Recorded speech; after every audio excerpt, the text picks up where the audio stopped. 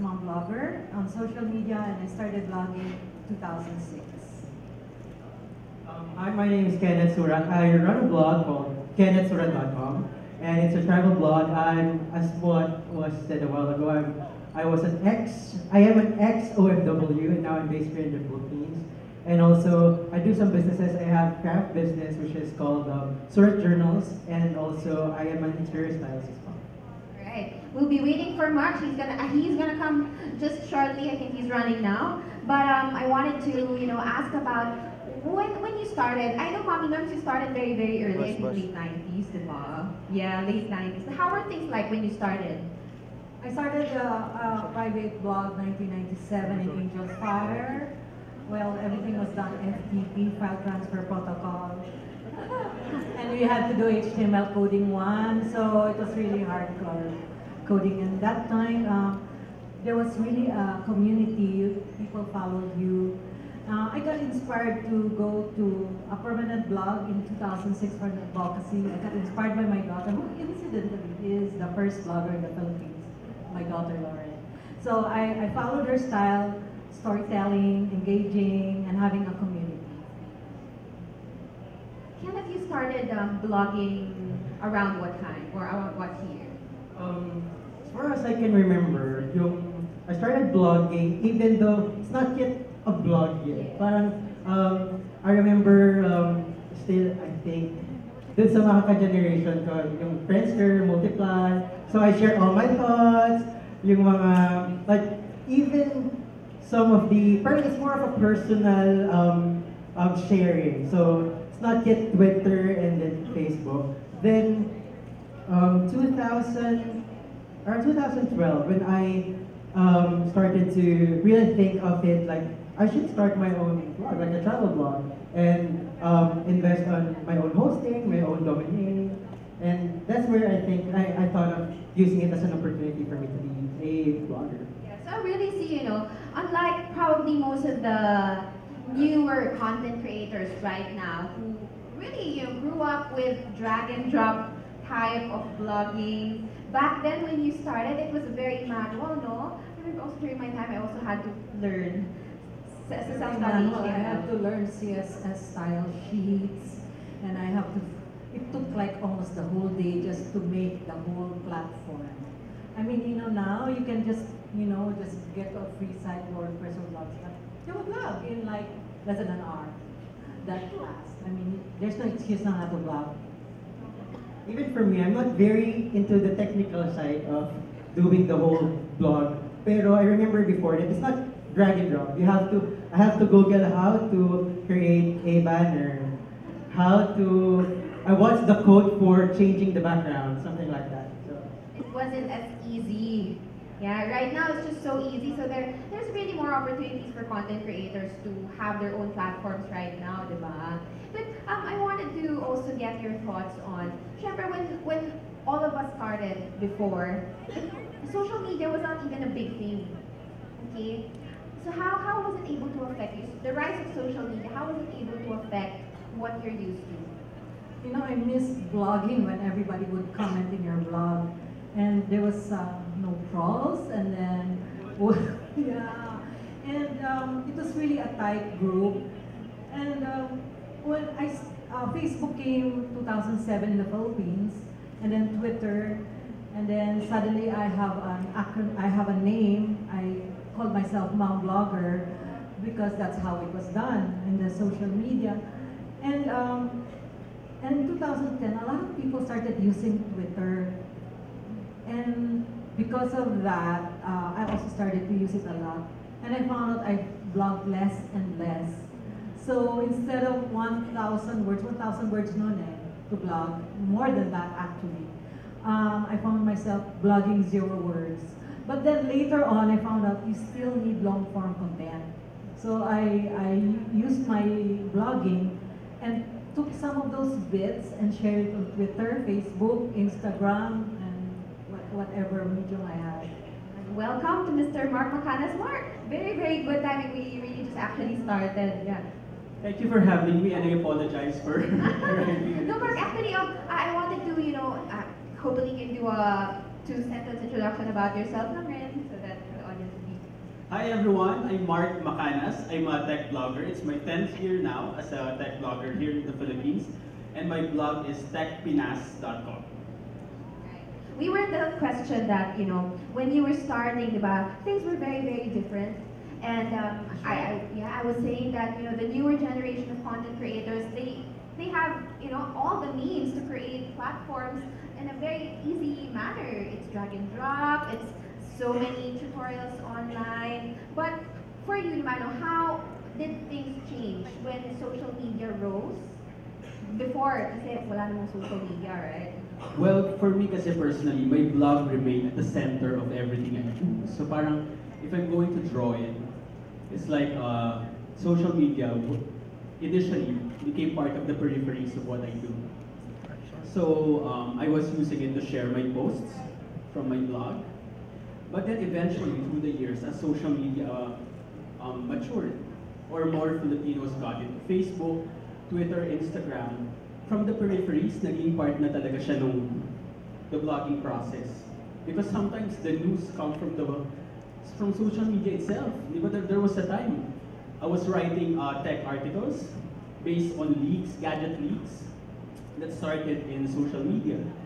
Like some gadget leakers, for example, use Twitter to show the latest images of the iPhone that have yet to be launched, for example. So from the peripheries, it became it became an integral part of the blogging process. Yeah, I agree with Mark na it became an integral part as well. So, for me naman, yung social media, like for me as a blogger, if yung mga new bloggers use social media as an opportunity for them to use it as a platform, it's the same for us as well. So, if they can use it, we can use it as well. So we have to really just learn also how to use it in our advantage. And what I see the trend now, like people engage more on social media. So sometimes, like I remember before, like in the past years, like readers like to comment on the blog itself, like on the post. But now they comment on your Facebook post. So you see a lot of the comments there, and it's an opportunity for us to engage. Sometimes there are trolls. Sometimes they have like something bad they say. But you have to just at least think of it as an engagement. Like think of it as for you like a place for you as well to connect with them. Jumping off from what Ken shared, no? Kasi before nga, we only had the comment section in our blogs. Tapos there was some engagement there and then people were talking as well to some blog section. But now, for example, when you share your article especially on Twitter, because I'm more active on Twitter, it becomes a thread. It becomes a separate it gets a life of its own in social media, di ba? So parang again, from the peripheries, part na talaga siya of the blogging process. It's almost an essential that you share your posts in social media, and then you continue the conversation in social media. So it's like that now. But it has evolved, though. I think, kasi for the newer generation of content creators, more specifically, they're more sanay, or like they're used to short form content. They were born into the short form content. What is your opinion on that? Having been, having started sa long form talaga. I wish those who started in the short form content go to long form, because your content is very useful. How can I search you in Instagram? Like what you went, I forgot where you went. I forgot what you ate or what product you used. It's not searchable. It's not search engine friendly. Unlike blogs, I can search for, example, the travel place you visited. I want to read more about what you wrote. It's not just the pictures, because it gets lost unless I bookmark it. And I really like the fun times before, when there was really a very tight community, and I don't know, I just found it so, when it was not commercially I mean, there were no commercials then, but it's okay. I mean, we really have to evolve. Can we, I wanted to segue that you're speaking about the commercial aspect of it. Yeah, I would also like to share, we started very early kasi, and back then, it's really, there was really no element of monetization. It was, you wrote because you wanted to write. You wanted to write. And,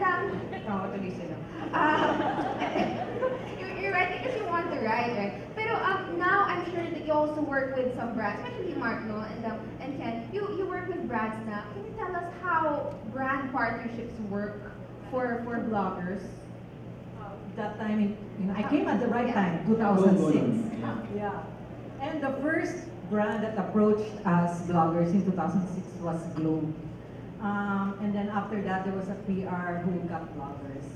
But then at that time, basta lang mag-post ka at that event, it was so much fun. And then Nafnang came and Nafnang said, why are you posting this? Don't you know that they are being paid for you to write and you don't get anything from it? So, oh really? So bloggers can get paid? That was a question mark. Sige, continue. Dati hobby lang siya ganyan. So, ako naman, because I think before, as what I told you, well, that it's a hobby, so it's passion, ganyan. Pero in the past years, people realized that this can be an industry, parang it can be a full-time job. It can be a source of income. So I think that's where partnership with brands, monetary partnership as well, is starting na with the whole blog sphere. Ako naman, let me share my story. Kasi when I started blogging, it was back in college pa. So, it was probably 2002, 2003. So, I started with Live Journal. I don't know if you still remember Live Journal. The LJM. I was an LJer. So, I started blogging with just the passion of it. You don't really expect any brand to work with you. You don't expect people to talk to you that much na kasi LJ was very close, di ba? But then, when I started pro-blogging na about technology, like what Noemi said, ang una talagang brand na nag-tap sa amin was Globe. Kasi Globe was then, siguro mga 2010 to 2011. Globe was forming, well, ako naman naman gano'n. But back then, during that time, Globe was forming na parang a team or a squad of bloggers, parang ganyan eh. And then it eventually grew to a point that they had to create an award-giving body back then. It was the Globe Tat Awards. So back then we had different categories. We have tech, travel, lifestyle. Of course, you have the political blogs pa nga back then eh. So doon na nag-start yun. And then with that, siguro the other brands parang noticed that Globe was tapping bloggers nga and also influencers. And then the other brands came in. And then from there, they noticed na some brands, kasi for example in the tech scene, I remember, of course, to be fair to Cherry Mobile, they were doing their own marketing stuff naman when they were just starting out. But then dumating yung point that most of the traction that they got online talaga were through the blog reviews. So eventually they thought, why not why not get a pool of bloggers to whom we could cascade our latest phones, and then eventually get reviews out of them and para pag-usapan din ng mga tao, di ba? Kasi kadalasan nga, merong article before, di ba, Noemi, if you remember, that sometimes bloggers are better, siguro marketing partners than celebrities daw. Meron ganong article yun before? That's what you call content marketing now. Oh yeah, but back then it was yung palang yung parang usap-usapan before. And then of course another avenue for earning is the AdSense, Google for AdSense. So for the longest time, that was my means of earning until nga nagkaroon na ng mga blogger partnerships, and you also have a thing called ambassadorship, the digital ambassadors for some brands. Na they can tap you talaga for a whole year or 6 months. They're just going to partner with them and talk about their products and services. By the way, we're live stream sa Blogapalooza Facebook page, and my Yeah, phone-in Blogapalooza. question, right?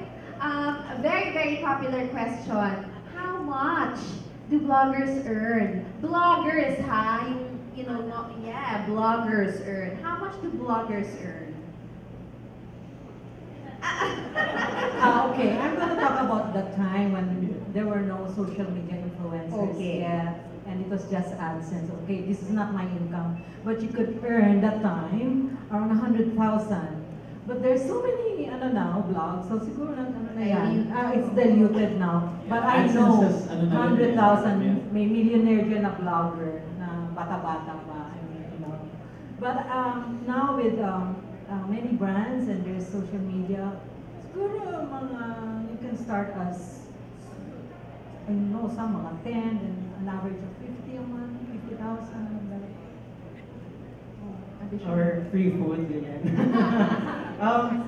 Sa akin naman, I used yung serious vlogging na. Parang yung nag-mainstream vlogging na ako. During the time that it's medyo saturated already in the market.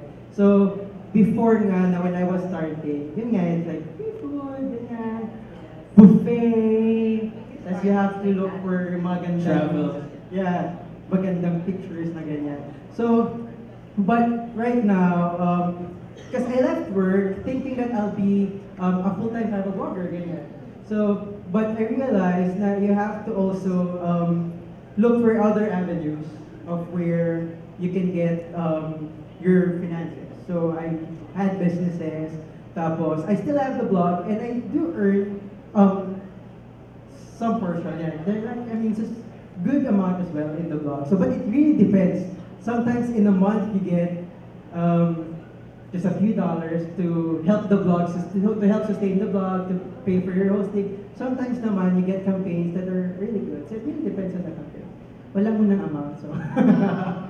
For the amount naman, I would say it depends on your niche as well. Because there are some niches talaga that can pay well. For example, Does tech pay well, Mark? well, I guess there are some brands kasi who na talagang yung blogger marketing or yung content marketing is part of their marketing campaign for the whole year of their budget. So talagang there are some niches. For example, the tech, I'll be frank, for the tech scene, talagang part yun ng kanilang marketing budget per year. So for example, there are some brands, I won't have to mention them kasi medyo obvious naman, diba? That you really become a part of their team of bloggers who will review their products for the whole year. So for that, you can create a package for the brand din. Na ito yung i-offer ko sa inyo, a set number of reviews, your banner ad on my site.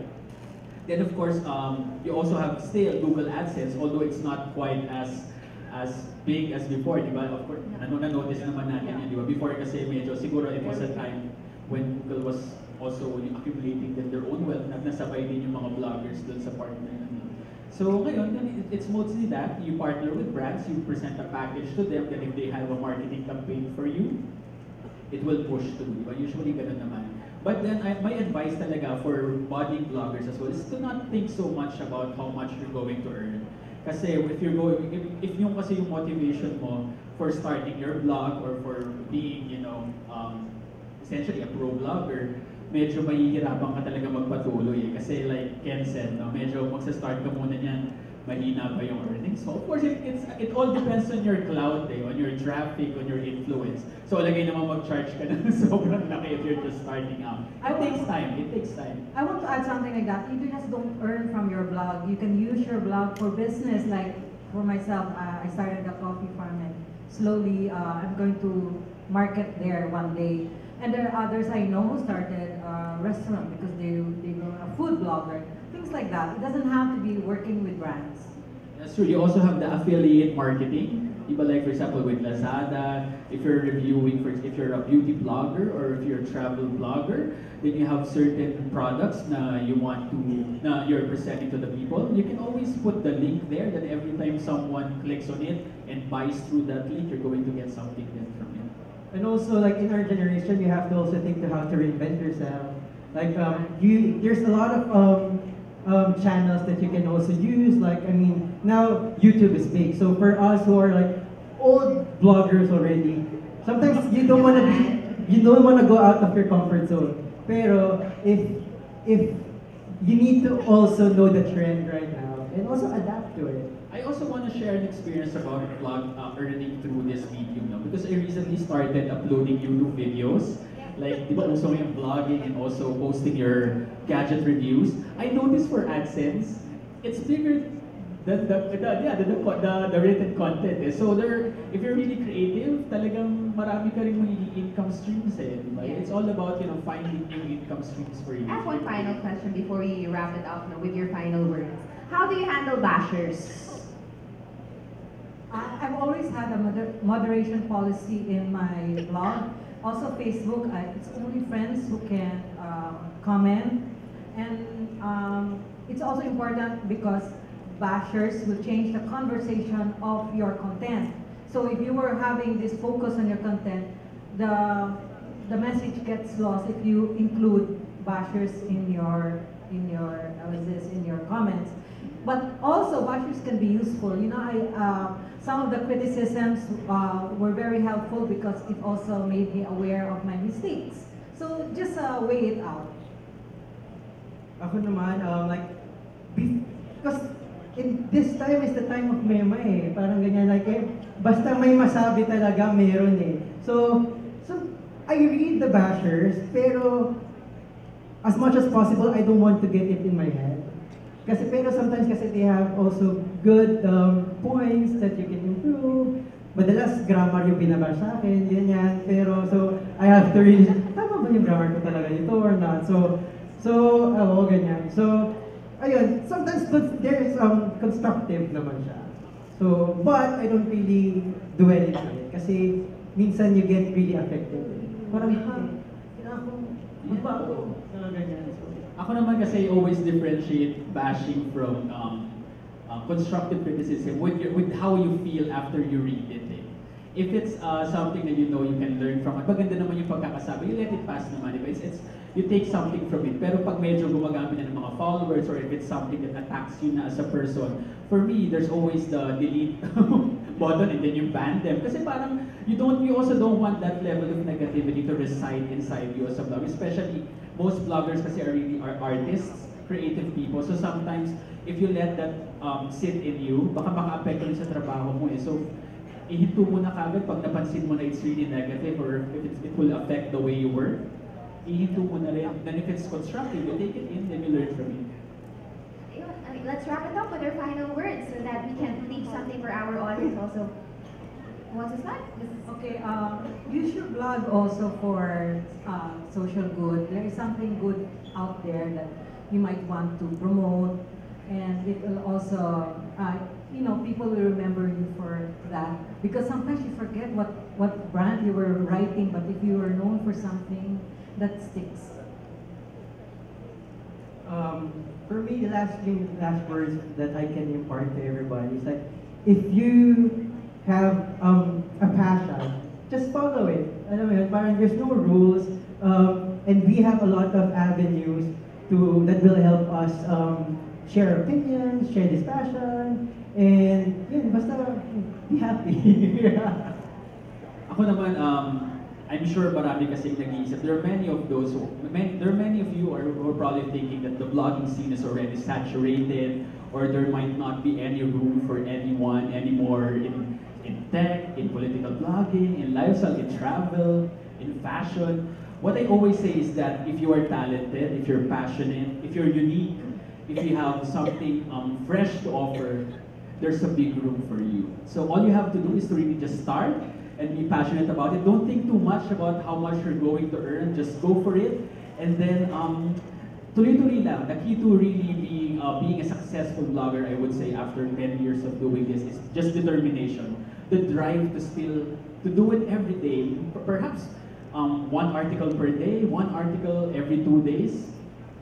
It's good enough. After a while, you're gonna notice where you're going to build your content that will really help not just you but also other people. That's what's important in blogging. Consistency, determination, drive, and really just sticking to what you think is best for you.